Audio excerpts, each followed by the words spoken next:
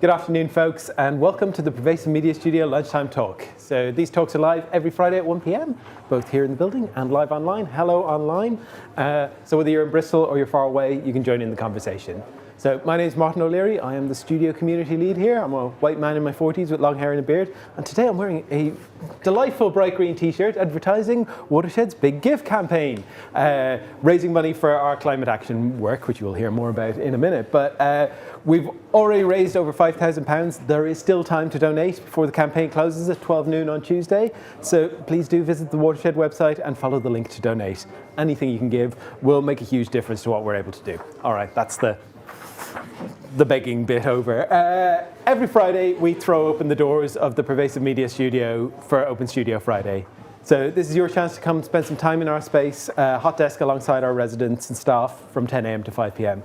So especially big welcome to those of you who are new to the studio. Can anyone new to the studio put their hand up? Okay, yeah, we got a few today. It's a busy day around here. So this bit is for all of you. What is the Pervasive Media Studio? We're a diverse and collaborative community exploring creativity and technology, everything from comedy to coding and product development to performance art. We're a partnership between Watershed, where we are right now, the University of the West of England and the University of Bristol, and we're funded by Arts Council England. And what we do is we offer studio space, including desks, meeting rooms, events and opportunities, all for free to our residents as part of a spirit of generosity and mutual exchange. We're a space for people to take risks with embryonic ideas and to make time for collaboration. So quick bit of housekeeping before we kick off. Please do feel free to move around, make a cup of tea, grab a glass of water from the kitchen. We have a quiet space just to the left, well, my left, your right, through there. If it is quite loud and busy in the studio today, if you need to just take a minute, you can pop in there and take a break. We're not expecting a fire alarm. If you hear a fire alarm, that's probably real. The studio team will direct you towards the fire exits, but they are at that end of the studio. Again, my left, your right, down there at either end. And accessible toilets and baby change are available in the corridor over there next to the kitchen. Gonna not stress the baby change point this week. There is a Q&A at the end of the talk. For those of you who are watching online, you can pop your questions into the chat. Emma will be your voice in the room today. And for those of you who are in the building, you can stick your hand up and we'll send a microphone around. Do it the old-fashioned way. You can get news on all of our future talks by going to watershed.co.uk/studio, at PM Studio UK on Twitter, at Pervasive Media Studio at mastodon.social on Mastodon, or at Pervasive Media Studio on Instagram. Right. Our speaker for today is Melissa Blackburn. Melissa is an executive producer at UE and part of the team behind Grounding Technologies, a 6-month pilot program exploring how creative technology can be used locally in service of a just future. She's going to share motivations and insights from the 6 funded teams who've been exploring how participatory and just approaches to creative technology can embolden local climate and biodiversity action. So please join me. Oh, that's not supposed to do that. Every time. Please join me in giving a very warm welcome to Melissa. Thank you very much. It's really lovely to be here. I've worked in the studio for 5 years, and this is the first time I've done one of these talks, and I feel like I've kind of reached some kind of pinnacle in my career. So I'm Melissa Blackburn. I'm the executive producer on Bristol Bath Creative R+D. So what that is it's our flagship creative technology incubator, essentially, which makes space for inclusive, climate-led and responsible innovation. And what I wanted to say right at the top of this lunchtime talk is that this is about Grounding Technologies, which is a project within Bristol Bath Creative R+D.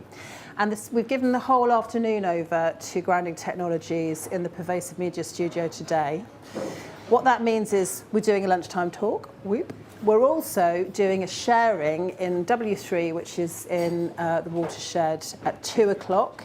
If you'd like to join that, either in person or online, you can come along this afternoon, but you can also email info@bristolbathcreative.org, and that will ping you back a link to the Eventbrite and also a link to the online YouTube link that you need to watch it online.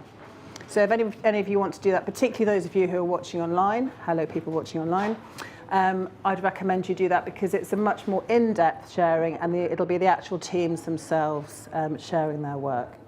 In addition to that, today we've got First Friday, as Martin mentioned, which is also given over to Grounding Technologies today. And the teams will be in the studio from 5 o'clock, sharing their work in person, so you'll be able to ask them any questions that you want. So we think we've got it covered. It's going to do that all the time, isn't it? Interesting. We think we've got it covered. Yes, please do come along if you can this afternoon. So Grounding Technologies, as I said, is part of Bristol Bath Creative R+D. And at the beginning of this year, as we thought we were coming to the end of that project, the people who funded us, who are the Arts and Humanities Research Council, asked us if there was something else we'd like to think about. And what they asked us was there another sector or another network that we were interested in supporting with the kind of tools that we developed in Bristol Bath Creative R+D? So some of those tools are around thinking around inclusion. Some of those tools were very much thinking about climate action. We have a creative climate toolkit developed by Zoe Rashbash for creative companies. We have the inclusion framework for change that was developed by Tony Bajam, Jill Wildman and Jaslyn Pinkney. And so some of those were the tools, but also the R&D tools that we use, which are really kind of about prototyping, research, thinking about how we develop creative ideas. So they came to us and we knew immediately what we wanted to do. And that was, oh no, you've done it again. You bugger. That was that. Yes, interesting. I can see it, but you can't. No. So, yeah, let me try again. It's my PowerPoint nightmare. No. I think you have to allow to share it on the screen. Okay. Anyone got any PowerPoint tips? I can just talk while I'm doing this. While we're having a technical problem, we'll just talk about it right here. So we knew immediately that we wanted to think about the green economy in the west of England. It's something we'd always thought about using our R&D tools on thanks. And we had done previous projects on climate action. You see how how useful it is? Those projects, many of them came from the Southwest Creative Technology Network that we finished doing a few years ago. There was a project about afforestation from Varna. There was a project in Plymouth about using AI to understand what kind of flowers bees were using to make honey. And there was a project also in Plymouth actually about using cargo bikes, using sensors to understand how they were used. Those projects were interesting because they used a mixture of quite innovative technology, for instance AI and bees, but they also used some quite basic technology, what we would started to term mundane technology. So technology that we wouldn't necessarily sit in the creative technology kind of place, but which we've become to realise is increasingly usable in a creative way. So that's why we started thinking about this. Grounding Technologies is a pilot project exploring how creative technology can support place-based just climate action. What was important for us was thinking about why that was useful, because we had been running Bristol Bath Creative R+D, which is funded by something called industrial strategy money. So that is money that comes from the government specifically to think about this thing called innovation, which is obviously something that people who worry about the economy are very keen on. What we were interested in thinking about is how can communities and people who are local to their place feed into that kind of innovation by bringing their own ideas, because those are the people who understand the kind of climate action that is needed.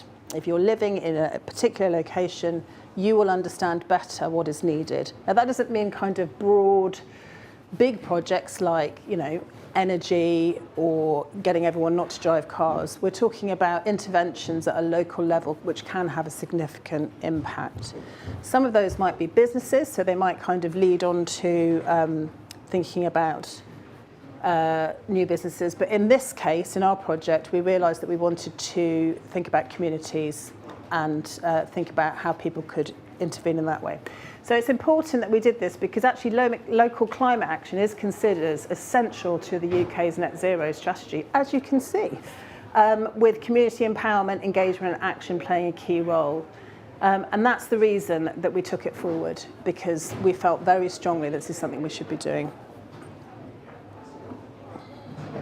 So the kind of questions we were thinking about, grappling with right at the beginning, before we started anything, was, oh no, I hate you. Do what you did last time. It would be my pervasive media studio lunchtime talk this happened on. So we were thinking about a number of questions at that time, which luckily I have not written down here. What if the solution for climate action came from the communities and organisations who were most affected, which is what I just said. We were particularly interested in new collaborations within a new network. So we didn't want to start a new network. A lot of our work is thinking about creating networks. And we didn't want to start a new network, but what we did want to do was mesh together existing networks that we knew were there. So for instance, we have a very large creative technology network between Bristol and Bath that we've developed through 15 years of working together. We knew there were a lot of local climate activists in the southwest. It's a well-known area, but particularly in the west of England area. And we were pleased that the West of England Combined Authority came on board with this project specifically to help us think about what the impact would be in the West of England Combined Authority. We were also thinking about the kinds of tech, as I said. Is it new shiny tech or is it existing mundane tech? And then we were also looking at, again, those kind of creative tools and methods that we might use to work with people who perhaps hadn't come across that way of working before, but might really benefit from it. So we started on this project, and I'm not going to go through this because, but essentially we started in April and we moved through a period of doing ideas labs. And then we had a kind of application process where we asked people to apply with an idea around creative technology and climate action. And then we've moved through a series of workshops this autumn with those 6 teams who I'll talk about in a minute, who were commissioned to do those ideas. I suppose one of the most exciting things for us was running ideas labs in the summer, and we got over 100 people together. This is in the Meanwhile space, Ashton Court. People had fun kind of working together, thinking about new ideas. The thing that really struck us from those ideas labs was a lot of people who are working in climate action in particular and in creative technology could not see each other across the region. They were not aware that they were there, particularly actually interesting because quite a lot of the people working in climate action, and there's a lot of people working in the west of England, as you all know, in that space. So interestingly, bringing them together was valuable in itself. We were bringing them together ostensibly to talk about this funding call we had coming up. But actually the value of bringing those people together was really valuable. And we know that other collaborations have gone on to happen because of that. So that's one of our main findings. Supporting that network is probably something that we'll want to do as we wander along. And as you can see, we had a lot of people attending. We had 111 people who wanted to come to the Ideas Lab. I think in the end 80 attended. We selected 6 teams and we had nearly 40 applications. I think these numbers would also look slightly different if we hadn't done everything in such a squished time. We had a very, very tight schedule for this because of the way that the funding worked and because we thought we only had a year to do it, which we did. So actually, we might have had sort of higher numbers had that not been happening. But 100 people engaged on a beginner pilot project is pretty amazing. So I'm going to talk to you about the 6 teams that we did commission. which again you can go and look at and hear from this afternoon in Watershed and join us online. And the first one, is my thing going to work? Yes, is the Apothecary Network. So one of the key things that we really wanted to think about in this Grounding Technologies project was the idea of a just transition. That became such a key and important thing. Thanks, that's exactly what I needed, Joe. It became such a key and important element of what we were doing. And obviously, as you all know, a just transition is the idea that as we transition out of the current difficult oil-based economy, that we won't leave anyone behind, and that we will take people with us as we move along, and that the people who are most affected by climate change should be supported. Really?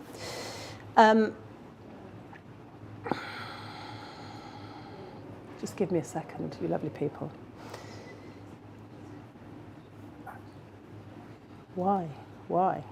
So the Apothecary Network is a really good example of that. The Apothecary Network is a network of decolonial community apothecaries which centre growing herbology, community and collective care, joy and connection with nature in radical anti-racist ways, and reclaim green spaces for themselves and their communities. And that's led by the upsetters, Marcus Bordeaux, who've been working with some gardeners and some apothecary herbalists in Frome to set this up. And they've got an app which you'll be able to see an example. Encourages people to kind of use herbalism as a form of liberation.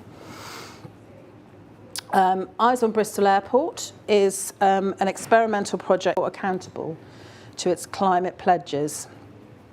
This is a really great project that has grown out of the Bristol Action Airport's activism on trying to stop a second runway at Bristol Airport, for which they unfortunately were not successful. But what they've been interested is in the impact of night flights on the local community, and they're now able to, because they've been able to scrape the data, again, a very mundane form of technology used in a creative way, they've been able to set up a website, which is what this is. It's eyesonbristol.org, and they've been able to show people in real time what flights are going on. Just go drink this water. Thanks, Joe. Garden Lab Whispers Grow is a project based on an allotment in Knoll West. Really? It's based on an allotment in Knoll West. And I was just thinking, wow, I'm just getting into my stride now. This is great. Hang on, we're nearly there. There you go, Garden Lab Whispers Grow, is it there? Yep. And it's based on an allotment in Knoll West, and it investigates how sensor technology can be combined with local, embodied and non-human knowledge to further climate action. So they've got an artist called Paul Grangen, who they've been working with to investigate particularly how neurodiverse and disabled artists can work with him on an allotment to think about climate action in that space with the community. And they're just kind of developing that at the moment. They just had a big event this weekend, which went really, really well, which is really beginning to grow a community around climate action in Knoll West. Greenbelt 2.0, Maddie's here somewhere, is another project. They've just made a really beautiful film about this, actually, which you'll be able to watch this afternoon. But that is talking about the reality of the greenbelt around Bristol and Bath, which you can see here. They did a previous project called Hope Spots about trying to map the greenbelt. So they've done a further mapping project to try and understand how greenbelt land is used, because it's quite difficult to understand who owns what in terms of land usage in this country. And they've done a number of workshops for people to understand how that land might be used for food, but also for renewal and climate action in terms of being able to impact Bristol and Bath as urban centres, and also in terms of being able to bring people into those spaces, particularly marginalised communities who might not normally have access to them. The creative technology that they've been using is again, mapping technology, which we wouldn't normally always associate with the kind of creative technology that we often work in Bristol Bath Creative R+D. This is Where Do We Go When?, which talks about the future of art activism and tech. And they're particularly interested in a neurodiverse and marginalised perspective.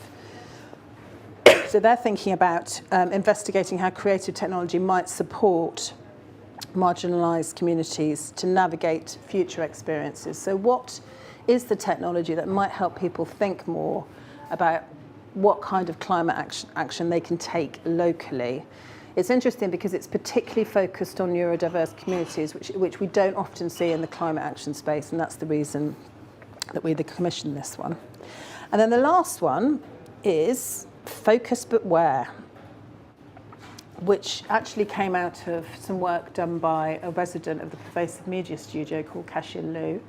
And I'm not going to talk about it, I'm going to show you a film and drink a glass of water. Hang on. You ready, Jack?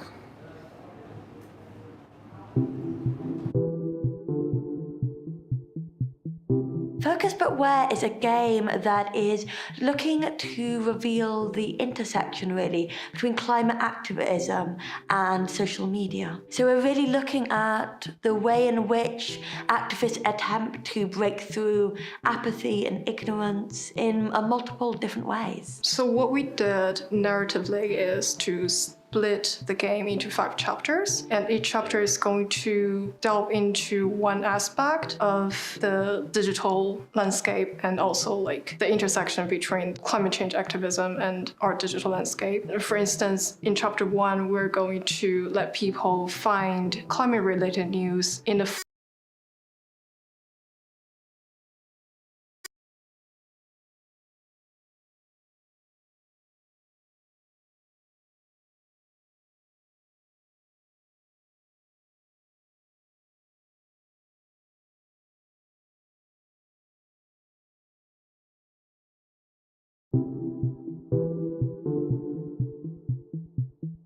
Focus But Where is a game that is looking to reveal the intersection, really, between climate activism and social media. So we're really looking at the way in which activists attempt to break through apathy and ignorance in multiple different ways. So what we did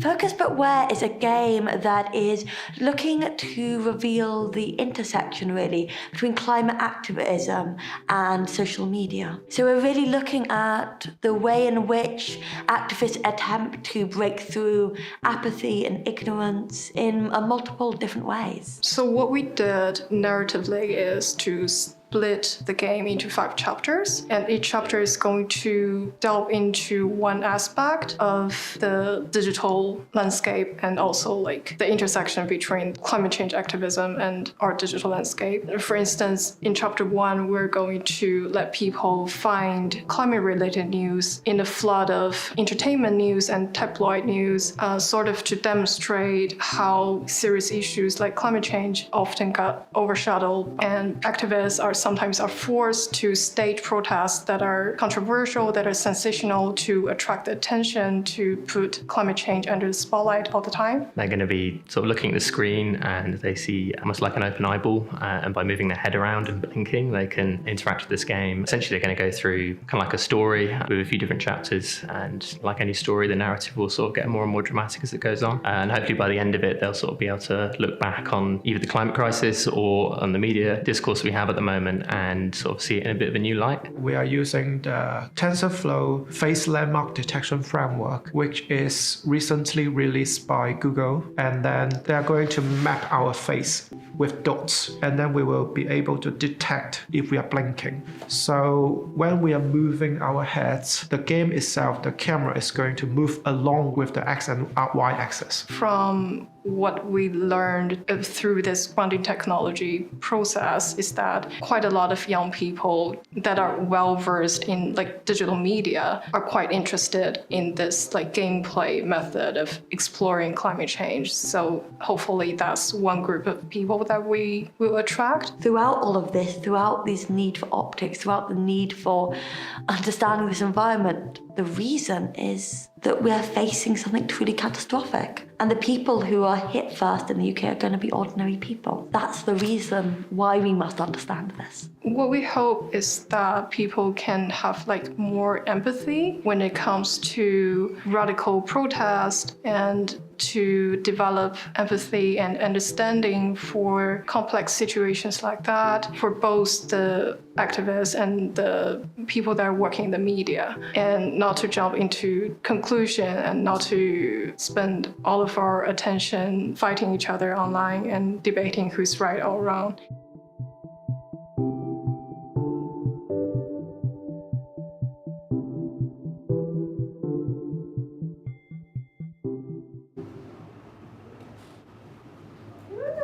Woo! Exactly. It's very marvellous indeed.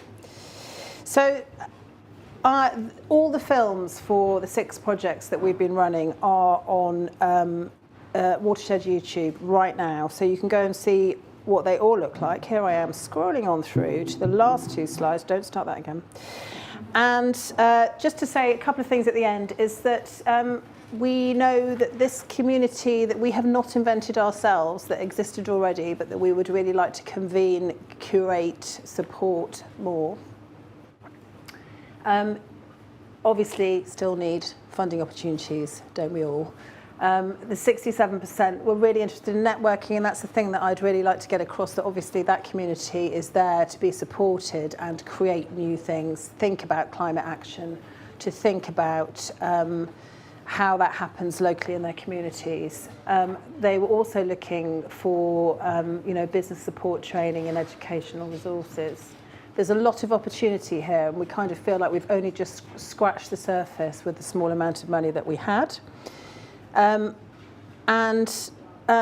The key bits of learning were that place really matters. The fact that we are doing this as a place based in the west of England, that we've really focused on what we always knew as a strong climate action community in the west of England has made a big difference. And on top of that, what would it look like if we could find some money so that those communities could make their own decisions about what they needed locally and use creative technology and creative methods to develop those ideas? That would be a really exciting thing for the next iteration of grounding technologies, so that we're not doing what we tend to do, which is a top-down funding model. What would it also be like if we think about what R&D and technology are and put them as community-focused things, so that those R&D methods that we use, and people have different views about R&D and see it sometimes as a capitalist, industrialist way of working. What if we use those methods to help people support themselves locally in terms of climate action, and that we reimagine technology in all its emerging mundane messiness to help support them do that, because we will need technology in the future. It's how we use it that is going to matter.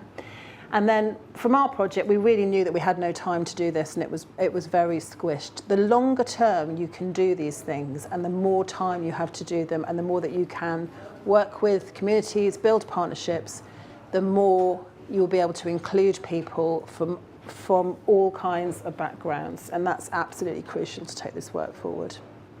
So that's it. We got there in the end, got through the PowerPoint. Thank you so much for bearing with me.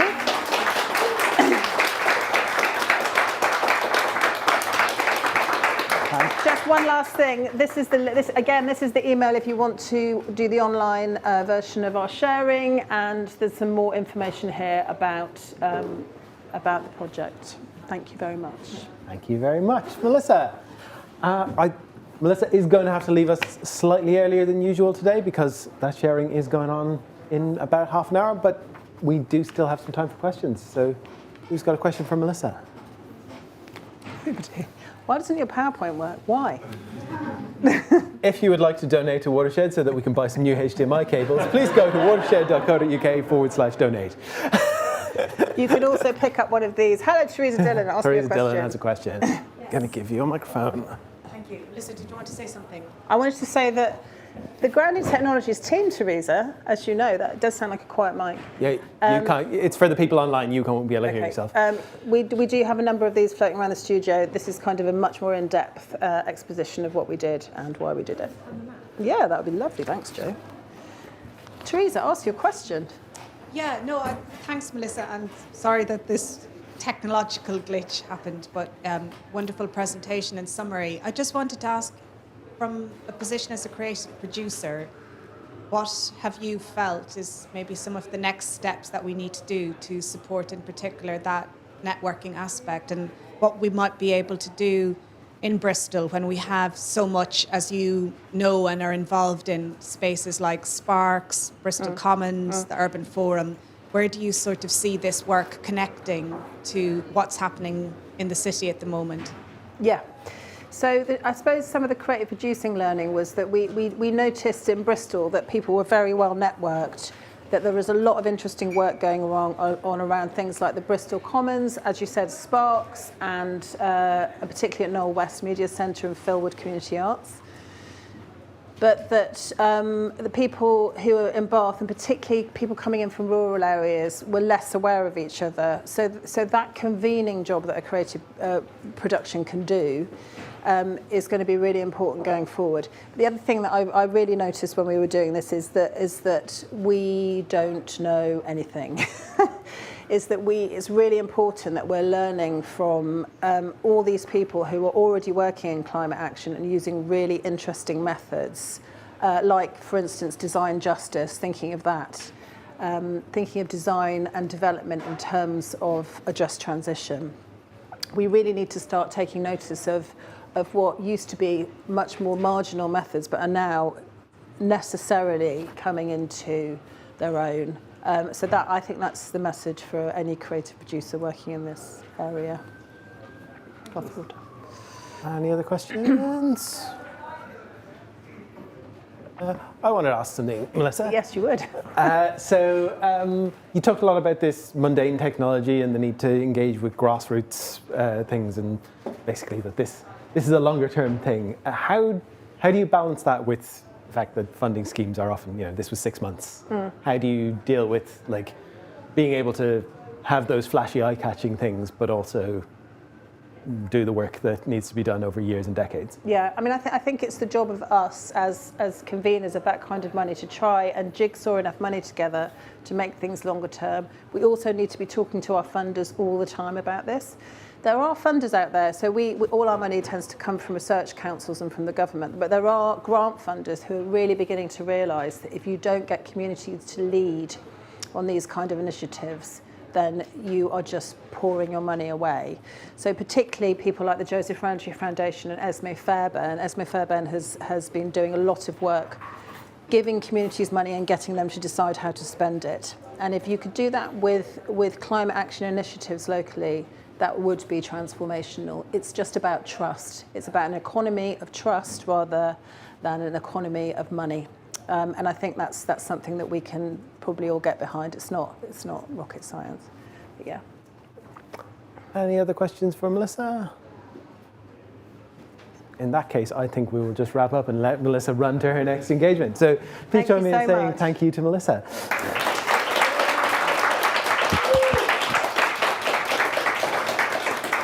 All right, before we go, I want to let you all know that the Grounding Technology Showcase is on today at Watershed. You probably know by now. The Grounding Technology Showcase event is on at Watershed. It's down in W3. You can ping an email to that address, or honestly, you can probably just rock up on the door and someone will sign you in and take your name and make sure you get logged for the stats. But yeah, please do come along and check out some of the projects. If you're online, Emma's going to drop some links in the chat so that you can get on there. And then from 5 to 6 p.m. today, we will be in here first Friday, grab a drink from the bar, come down here, come chat with the teams, see some projects. It's going to be fun. If you want to stick around in Hot Desk today or find out more about what we do, then please come find one of the studio team. We'll be happy to help. Studio team, give us a wave. We're wearing these green t-shirts today, so we're actually quite obvious.